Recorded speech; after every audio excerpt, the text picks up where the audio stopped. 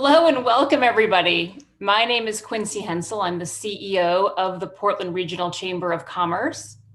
Thank you so much for joining us today for our second virtual Kegs and Issues of the season. We've decided we're going to have one more Kegs and Issues in July, figuring if we've got to keep it virtual, we can probably get people to join us in the middle of summer. So you can find out more about that event and all events the Chamber is putting on by visiting portlandregion.com for more details and to register. So we have a pretty awesome speaker for you today. Rob Todd with Allagash Brewing is joining us this afternoon. I so wish we were in person, able to toast one another, but we are here virtually and very grateful, Rob, that you were willing to join us on this pretty picture perfect summer day in Maine. So thank you for that. Thanks for having me, and cheers. Cheers, my friend. So before we get started, I want to take a quick moment to thank our sponsors of Kegs and Issues. We have several generous sponsors of this program who make it all possible, whether we are doing this virtually or whether we are in person. Our presenting sponsors for Kegs and Issues are Baker Newman Noyes, WEX, Seaport Credit Union, and tonight's featured sponsor is Consolidated Communications. Normally, your first round of drinks would be on Consolidated Communications this evening, so I hope in lieu of that, you all brought your favorite beverage with you for this evening's conversation with Rob Todd. Our cooperating sponsors are Maine Mortgage Solutions, Mindful Employer, Modern Woodman, and Moody's Collision Center. Our reception sponsors are Portland Beer Hub, the Maine Brew Bus, Vacation Land Distributors, and Little Tap House. And I'd also like to recognize our craft brewery, distillery, and winery members. Without them and their support and engagement, this event would not be what it is today. So I want to thank all of our sponsors. We also have some great media partners of Kegs and Issues: Town Square Media, Maine Magazine, WCSH News Center Maine, and Maine Biz. And with all of our events, I want to thank our special community partners who are Anthem Blue Cross and Blue Shield, Spectrum Healthcare, University of Southern Maine, Southern Maine Community College, and our newest special community partner, MEMIC. A big shout out to Aura. Clearly, we're not in Aura. We miss them dearly. We hope to be back with them soon, but they've always been such a gracious host of this event. And so even though we may all be participating from the comfort of our own home, we do want to thank Aura for all they've done for us in the past. And we will be back there as soon as we are able to, and it is safe to do so. So before we get to our keynote presenter, I do want to welcome tonight's featured presenting sponsor, which is Consolidated Communications. With us today from Consolidated, we have the VP of Sales, Lisa Leary. Lisa. Thank you so much, Quincy, and thank you all for being with us here tonight. As Quincy mentioned, my name is Lisa Leary, VP of Sales for Northern New England for Consolidated Communications. We've been supporting the great work done by the Portland Chamber for the last 3 years, and we're very proud to be the sponsor of this evening's event. Consolidated Communications is a leading broadband and business communications solution provider. Our mission is to turn solutions in connecting people and enriching where they work and live, This has been particularly important during COVID-19 pandemic. We are working hard to keep our businesses and communities connected. We have assisted many local Maine organizations to respond quickly to their customers and patients, such as providing extra capacity for the remote workers at Maine Health, expanded internet for SpurWink and Community Concepts, and speed upgrades for NETSI, which is the New England Telehealth Consortium. We've also developed offerings to assist our K-12 students with free or reduced internet to ensure they stay connected and learn effectively remotely. We're also currently providing many expanded internet solutions to assist our employees to work from home or to work permanently in the office as we enter this new normal. Consolidated Communications also believes strongly in giving back to the community where our employees live and work. And here in Maine, we recently announced a $10,000 gift to the Good Shepherd Food Bank to assist them with increases due to COVID-19. Again, thank you so much for joining us, and we look forward to continuing our partnership for the future. Thank you.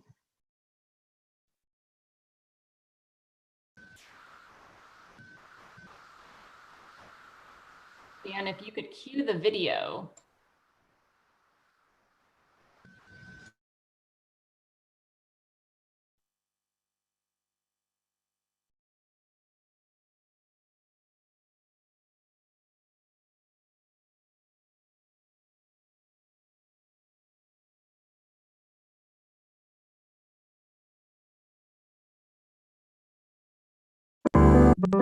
Whether your office is a corner of your bedroom, out on the patio, or in the middle of your living room with the kids, make sure you have the right tools to securely connect, communicate, and collaborate with your team. ProConnect, your team collaboration tool. From Consolidated Communications. Excellent. Lisa, thank you so much for joining us, and a huge thank you to Consolidated Communications for being a sponsor. You guys have been with us from the beginning of this program, and we really appreciate the support and the partnership. So thank you for being with us tonight. So with that, I would like to jump into our interview with Rob Todd. Rob, thank you so much for joining us this evening. It's so great to have you. Cheers again. Cheers. So are you drinking the same thing? Yep, Allagash White, but this is in the new 12-ounce can. We came out with 12 packs, 12-ounce can, late February, so right before the pandemic hit. Excellent timing. So it was good timing for sure. We were just talking about how good this tastes on like a warm summer day. So I'm very grateful to be drinking that right now. So thank you. Perfect day for it. So Rob, there's so much to talk about. And, typically I think most meetings that I've had over the last 3 months have all started and been surrounded by and focused on COVID-19. I do not want to start our conversation with COVID-19. So we're going to get to that later. It's important. We are still living in the midst of a worldwide pandemic, which has huge ramifications on everybody. I know Allagash is one of them, but I want to talk a little bit about the fact that you're celebrating your 25th anniversary with Allagash. So you must have started Allagash when you were 7. Yeah, no, I've got too much gray hair for that. This proves my age. No, I think I was like 26 maybe when I started, but yeah, I can't believe it's been 25 years. I kind of stumbled into the beer business in the summer of '93, getting a job washing kegs at a brewery in Vermont. I knew nothing about the beer business whatsoever. I mean, yeast was like white powder that you put in warm water to hydrate it that made the pizza dough rise in a pizza joint I worked at. And I didn't know what malt was. I didn't know it was made from barley. I didn't know what hops were. But I just immediately fell in love with everything I saw in that brewery and just got inspired to start my own. So after a year working there, I came over to Portland, and I knew I didn't know a whole lot about the business after only having been in it for a year. So I really tried to keep things very, very simple.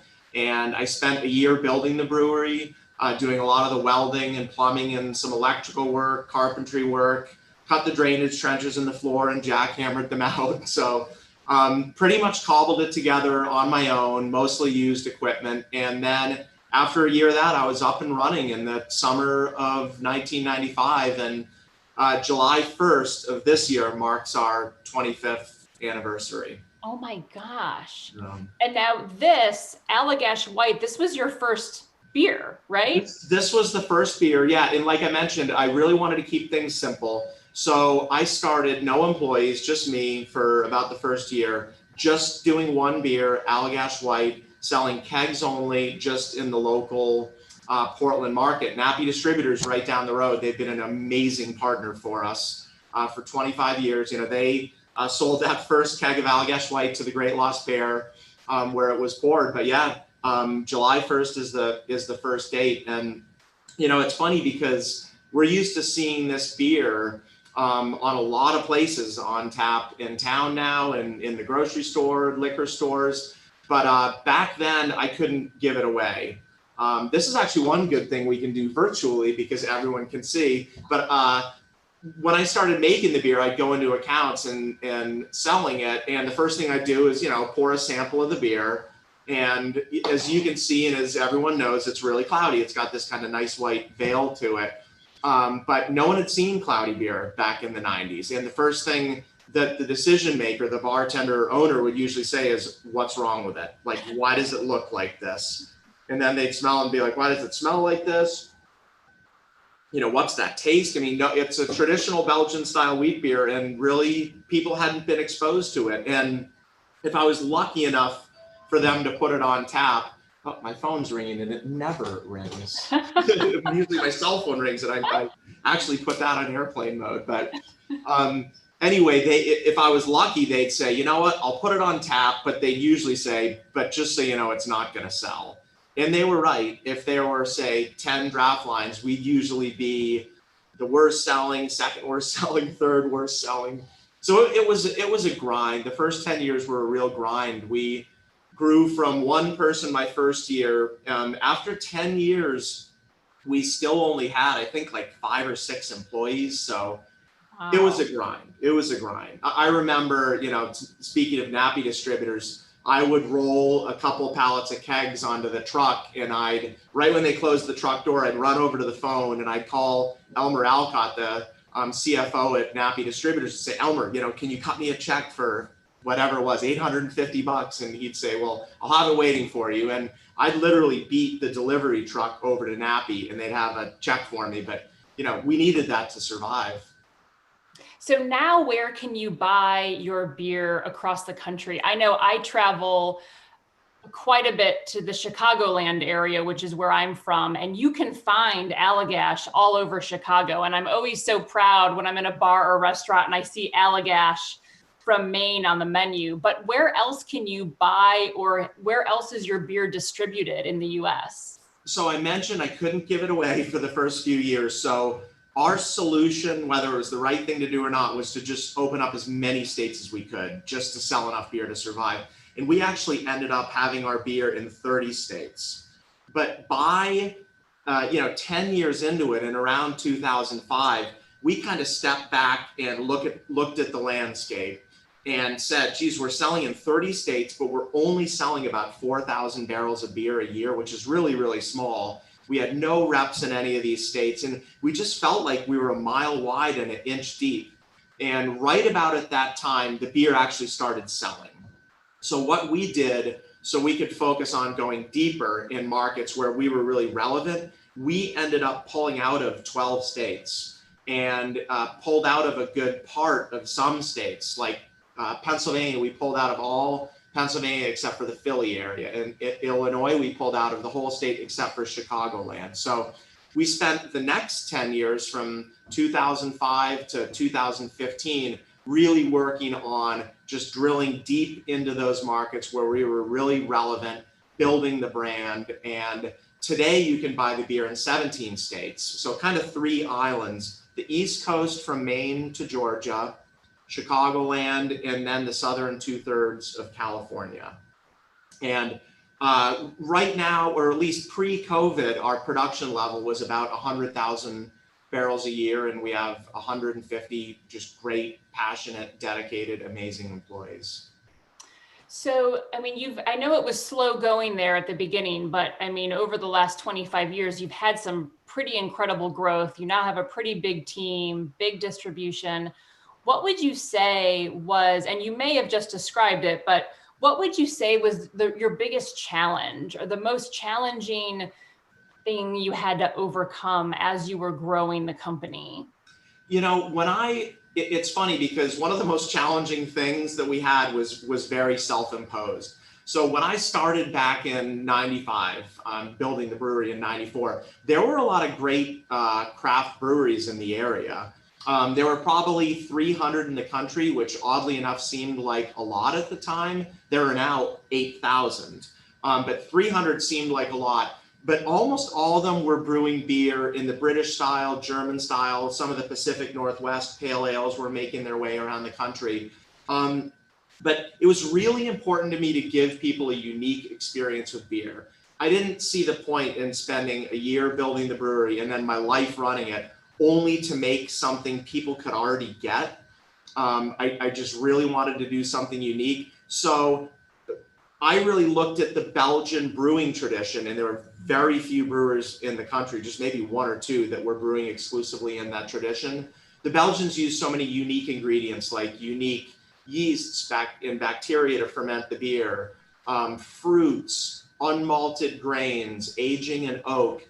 I looked at that brewing tradition as an opportunity to give people an almost unlimited experience with beer, because there was an almost unlimited palette of raw materials and brewing techniques that the Belgians used.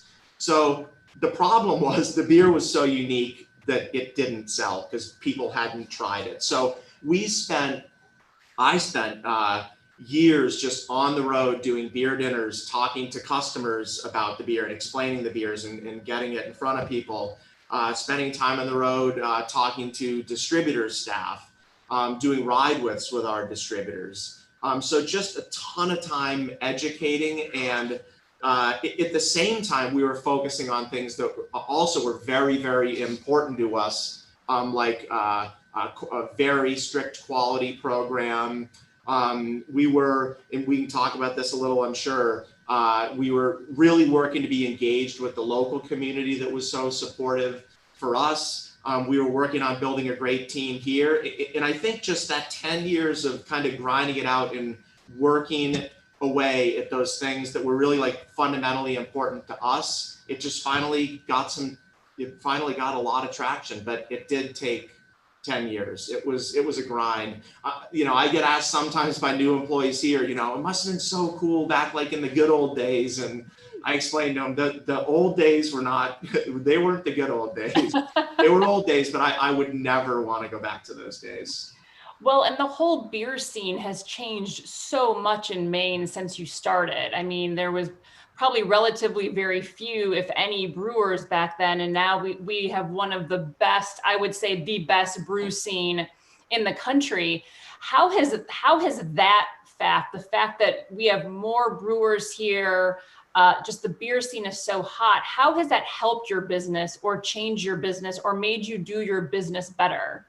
Maine, you're right. Maine does have an amazing beer culture, and Maine's gone from around, I think 15 or so breweries when I started to, I don't know the exact number now, it changes on a weekly basis, but I think around 180 brewers. And we really welcome it because what it's doing is it's just driving more interest in the craft beer category and building awareness. I mean, craft beer in general is still under 20% of the beer consumed in this country. So, more awareness and bringing more people into the fold is something we welcome. And in fact, for anyone out there that's been to our industrial park here, there are 4 other breweries right across the street. We've got a great relationship with them. And, I mentioned our focus on quality. We have what's considered one of the most advanced brewing labs really in the country. I would say we've got a quality program that I'd put in the top 10 quality programs for breweries in the country.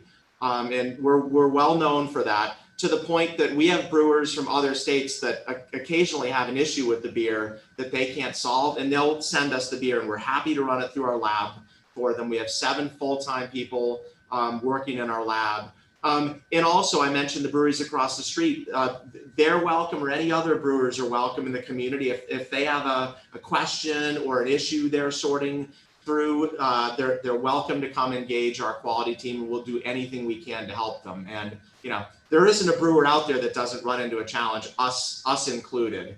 But I just remember the days during our first 10 years where there weren't a whole lot of people to go to help us, and it was frustrating. So I'm more than happy to lend a hand to the upstarts in the community. We have a great relationship with them, and we welcome them. It also, obviously, the tasting room scene has been altered quite a bit by COVID, but this is a real vibrant spot, especially Friday evenings and on the weekends. People come and they'll bounce around all these breweries. We kind of cross-pollinate each other and make it a really fun spot to spend the afternoon with a family, and that'll come back. It'll come back. It will. It's going to come back sooner Yes. rather than later. Well, you've come such a long way, and I feel like I talked to you yesterday a little bit about this interview we were having, and 2019 seemed like a big year for Allagash. I mean, you were named James Beard Award winner for Outstanding Wine, Beer, and Spirits, which is amazing. I feel like Maine is so lucky to have people who are winning that award. It says so much for our community, and particularly for our beer culture and community. You also received the status of a B Corp, which is really impressive. And I know there's some people viewing in the chat who are extremely impressed with your dedication to community, your involvement to community, what you give back to community. You are clearly a very cool place to work. I know your team at Allagash is hugely important, probably of the utmost importance. And it's what makes your product so successful. You're a best place to work in Maine. I'm just curious, like the B Corp status is not easy to get. And so I'm curious, like why you decided to do it, like what was your driving passion, and what does it mean that you're now a B Corp? We were surprised how hard it was to get. We honestly, the values of B Corp very much align with our values here. I mean, basically B Corp is a third party that comes in and does an assessment or evaluation at your business. And in order to get the B Corp certification, you have to be able to show that when you're making decisions, you're not just considering the shareholders of the business, but you're considering the stakeholders. And that's basically employees, just to kind of simplify it, it's the employees, the community, and the environment. So you have to basically demonstrate that you are considering all of those things when you're making decisions. You have to fill out a very long, involved assessment. And I honestly thought, since all of those things are so aligned with our values, that we'd kind of skate right through to an easy certification. And you need 80 points out of 200 to be certified. I think we scored about 82.5 points. So we barely scraped by. I was surprised how hard it was to get. And I think there are still only about 15 B Corps in the state of Maine. I'll also add, B Corp requires that you register as a benefit corporation, which is a little bit different if the state recognizes it. And Maine just voted to recognize benefit corporations, and we were the first ones in line up in Augusta to get registered as a benefit corporation. So that we're the first one in Maine. We're very proud of that. But that score of 82.5, I don't know if that's the exact number, but it's close. We really, instead of being disappointed by that, we were really motivated by that, because the values of B Corp are so closely aligned with our values. This almost creates, in some ways, like a roadmap, and it creates measurements for us to be able to improve that score. And if we can improve that score, we're going to be doing better with our core values. So what has that caused you to do differently? Can you think of an example of what you might be doing differently or more of? One of the things that was really interesting that is a big requirement on all fronts is to have everything documented. Mm-hmm. So a lot of our efforts, we were working on things and having successes with them, but we didn't have documentation at the brewery. And it also gets hard to measure things if you don't have documented programs and plans. I mean, you can't manage what you don't measure, right? It's kind of the old adage. So, one interesting example of that was water savings. we actually are kind of on the, I don't know if the cutting edge is the right term, but in terms of water used per barrel of beer, we've had a ton of success on that front, reducing water usage. And I thought we'd get full credit for that because we've had so much success on that front, but we actually got no credit because we didn't have any written plan to reduce water or documentation to back it up. So we got no credit. So I think we'll end up doing better the next time around just by documenting things on lots of fronts, whether it's sustainability fronts or HR fronts, quality fronts. So we're going to be spending a lot of time getting that documented. And I really do believe that we will be doing a better job on all those fronts once we do have written documentation with all of those plans and efforts. That's great. Where do you, I mean, outside of being a B Corp, I know that Allagash as a company, a local business in Portland, in Maine, you give back a lot to the community and you're engaged in a lot of different efforts. I see Allagash, I see you engaged in a lot of different things, doing good in the community. Where do you put your efforts or that of Allagash? What are the issue areas that are most important to you as an organization? Well, so yeah, community, it's always been important to us. It's one of those 3 pillars of B Corp. And, honestly, in the first 10 years, we didn't have a whole lot to give back because we really weren't making any money. We were kind of living hand to mouth and struggling. But once we got to the point where we did have the capacity to give back, I mean, I always looked at it as an obligation to give to the community that supported us so much. So we established our philanthropy program. And last year, we gave over $360,000 back to the Maine community. And that philanthropy, it hits a lot of facets of the community.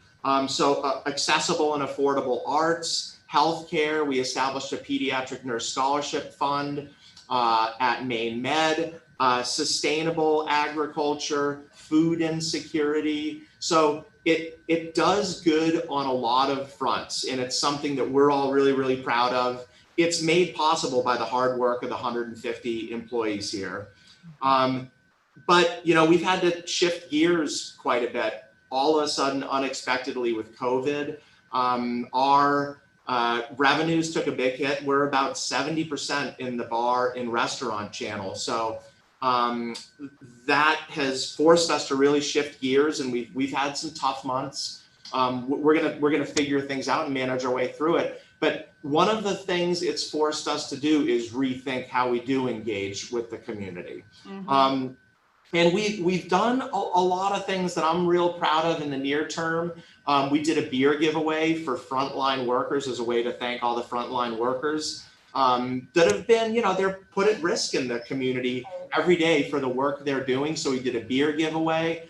I didn't realize how popular free beer was. We created a huge traffic jam out here, and the beer lasted about a day and a half, but that was really fun, and there were a lot of smiles on people's faces. So we love being able to do that. We just released another beer recently called Nowadays, which is a blonde ale. It's actually delicious, great warm weather beer. And we gave all the profits from the sales of that beer in the state of Maine to the Good Shepherd Food Bank.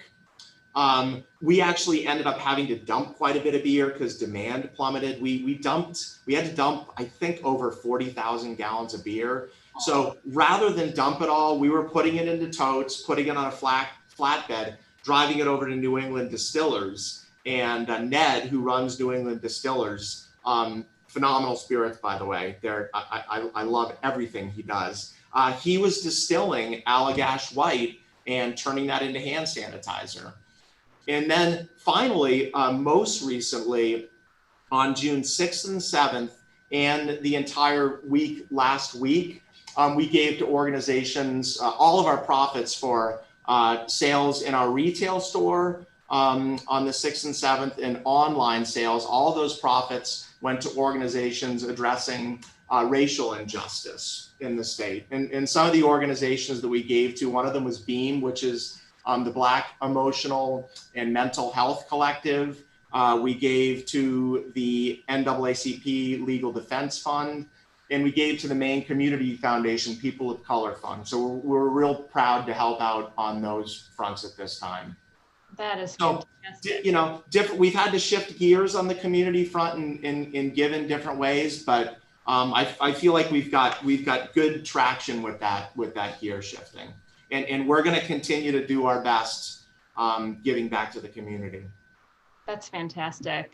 And you started to touch on the impact of COVID, and I know when we chatted yesterday, you know, as we think back to March, like remember back then before we were on lockdown, and we could see the pandemic coming, and we could see that businesses and people were going to have to shut down and be locked down. You know, you and I were talking about how we thought it might be a month or two, like maybe 2 months. So we could just close down the business for 2 months and we'll be back up and running in May. And that's not what happened. So I'd just be curious a little bit more to hear from you. Like, I know we're still in the throes of the pandemic, and it's still something that's really impacting our life every day. But like, what was your initial reaction when that happened? And I guess what I always like to ask people, particularly those who run businesses, what was like that aha moment in the pandemic? Or what was that one thing that surprised you the most? We've all learned a lot through this pandemic, and we've all had things that have really surprised us. What was that for you and for the company? I mean, I think it's been one surprise after another. I mean, the crew that reports to me, the heads of the departments at the company, we used to meet about an hour a week. And then of course we were all working together here in the office, so our paths would cross, we'd spend time. But we now spend 3 days a week starting the day with a 1 hour meeting, and then 2 of the days with a 2 hour meeting.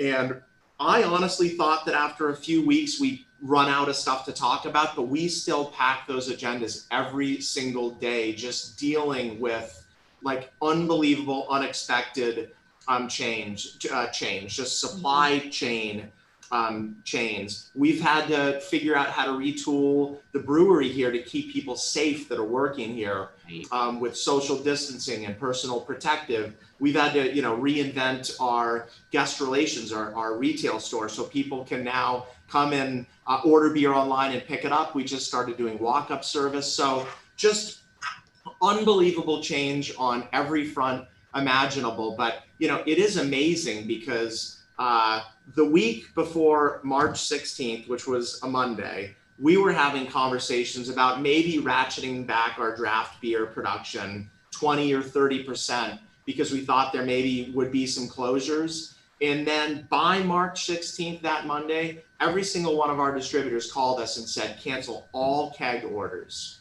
And kegs are 65% of our business, because basically restaurants and bars nationally closed. So we lost 65% overnight that night. So huge shock. And then we lost another 5% of packaged beer, bars and cans that are sold in the restaurant and bar format. And yeah, your point is absolutely right. Our initial plan called for a 2-month shutdown and then kind of a return to normal, which seems naive now that we thought that just a couple months ago. We thought things would return to 90% of normal in the last 5 months of this year. Well, we all know that that is absolutely not happening. This is going to be a very long, slow, and for a lot of businesses, really painful recovery. And we have so many friends in the bar in restaurant business, really nationally, in all those markets that I mentioned. And it really is sad because we were down 70%, but they're down 100%. So it's created a lot of pain in that segment for sure. Yeah, I like to remind people all the time. I'm sure those that are viewing this know this, but just because the state is reopening, just because restaurants and breweries can reopen outside, we are so far from back to normal, so far from it. And just businesses much like yours and other breweries and restaurants and retailers need our support now more than ever because they've been hit so hard in this 3-month period, and the reopening is going to be such a slow, gradual uptick. It is. But what's amazing though too, Rob, is so your business got hit hard. I mean, just by saying that on March 16th, like all of your keg orders were canceled, like that's the start of the pandemic. So probably not a great sign. But yet you were able to keep your whole staff working. You had no layoffs, and you used that as an opportunity to kind of pivot and move people around to do things that needed to be done. Yeah, that week of March 16th, the first thing we did is went through a really rapid exercise on, okay, how long is our cash gonna last? And we did feel like we could get through 2 or so months and then have a return, 2, 3, maybe even 4 months, and then have a return of the business and get through it and keep everyone on board. We had to do a number of things like hiring freezes. We found tons of expenses to cut. I think we cut maybe 20% or so out of our budget, 25% out of our budget. So we found a lot of cuts and really kind of pulled in our belt. But we were able to cut enough, and luckily we were healthy enough. We've always grown incrementally here. We've never taken big, risky steps. So we had some slack, and we figured we were able to keep everyone on board. And that was one thing we really worked hard to do.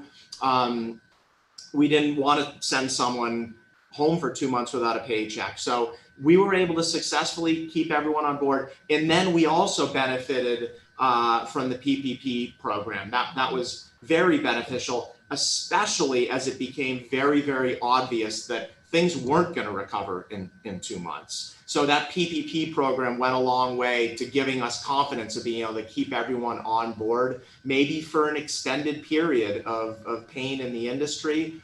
The other thing we did, when we did realize that this thing wasn't going to be over anytime soon, was it going to be over in 8 months, 12 months, 18 months? We didn't know. We decided to significantly retool the business and really overnight build a business that could survive long-term without the restaurant and bar channel. And believe me, like it's sad to think of not having that channel. And I've been saying I'm going to be the first one to go back to bars and restaurants and drink our beer, and I can't wait. But who knows when that's really going to return to a healthy state. So we've really pivoted and retooled the business, I feel like, overnight. And it's interesting because we actually had a 3-year, 2, 3, 4-year plan to really build the off-premise, the bar or the bottle and can business in grocery stores, C-stores, liquor stores, independent stores. We had a plan to do that, and we had a bunch of cool releases all lined up and ready to go. So we basically took that, 2, 3, 4-year plan, and our plan is to compress that into a 3-month period, which is going to be a huge lift, all hands on deck. And you mentioned having to move some people around in the organization. So departments that are now a lot slower, we've been able to move people over to other departments to basically get this shift of gears accomplished successfully.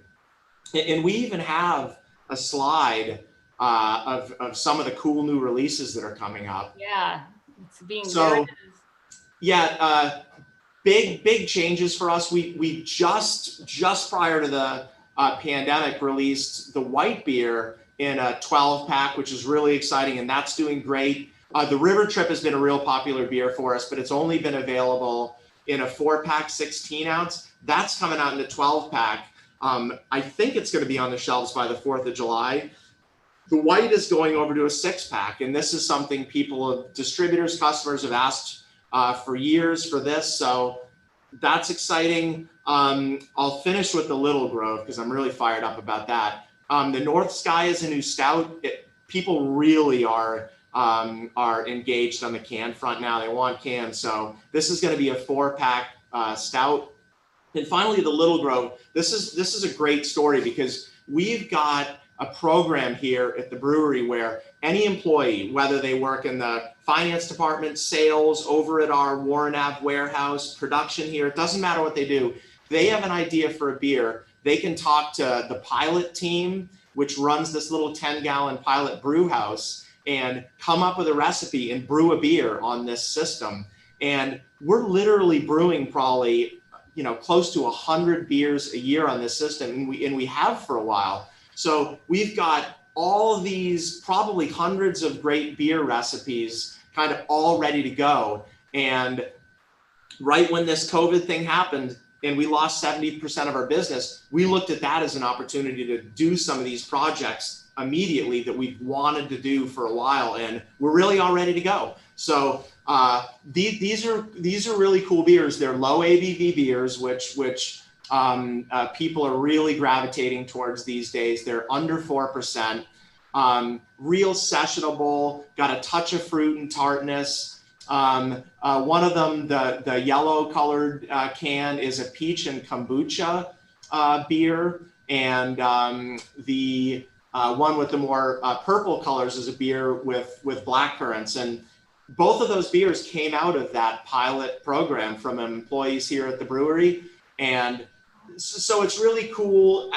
As painful as it is to lose over half your business, it has created this tremendous opportunity for us to do things that we really weren't planning on doing for a year or 2 years or even more, just because of capacity constraints. So we're excited about this rollout, and this is all going to be done by September 1st, if knock on wood, if all goes to plan.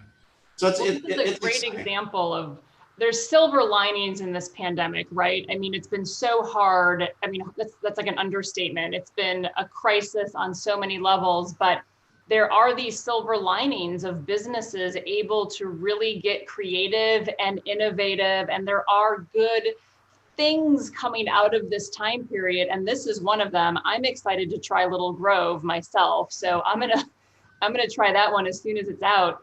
And like I said yesterday, we are out of time. I knew this time was going to go so fast, but my last question for you, because I know people are interested in knowing, Allagash, when are you going to open? I know breweries were just allowed to open, I think today, for outdoor seating. They were. Allagash has some different plans. So what are you thinking? We're just in an abundance of caution, and this is how we approach things when this crisis hit. We actually, I don't know if we were the first brewery in the state to close our tasting room, but I wouldn't be surprised if we were. We closed well before we were required to close. Again, just abundance of caution. We're taking that same approach as things recover, to keep our employees safe, to keep our customers safe. So we're just going to go cautiously. Right now, however, we're not opening our tasting room for now, even though we're allowed to, but you can do drive up, pick up. It works just like a grocery store. You can order it online, park in a designated spot and pick it up. Or you can do, if you're out here in this industrial park enjoying some of the other tasting rooms in the area, you can swing by and do a real simple, nice setup, social distancing, kind of touch-free walk up, where you can walk up. We've got some beers on display, and you can grab some beers to go. And we've even added growlers, which we haven't done before. So it's a 2-pint growler. And so customers, one of the reasons customers came was to try some of these real unique small batch beers that we had on tap. So there's still going to be the opportunity to do that. It's just in the growler format. And again, eventually this is all gonna come back, but who knows when. But we are gonna move with a very cautious approach. Totally understood. And I'm glad to hear no one's going to go thirsty, so people can go and get your beer. Yeah, that's right. Walk in, drive. I love the curbside drive by. People are going to get used to that. So that might be something that you have to continue. It may be. I'm just so grateful you joined us today. I am so proud of our business community, and Allagash is just top of the list of a company that is doing such good in our community and has our community as a primary focus. So thank you for everything you do. Thank you for being in Portland, Maine. We appreciate that so much. And let us know when you are open, when your tasting area outside is open. I will be the first one there, and I'll bring all my friends from the chamber along with me. Awesome. Well, thank you. Thanks for the opportunity. And for everyone listening in the community, thank you very much for the support for 25 years. Cheers, and here's to 25 more years. Yes. Cheers, everybody. Thanks for joining us. We will see you in July. Enjoy this gorgeous day. Rob, thank you so much. Thanks. Bye-bye.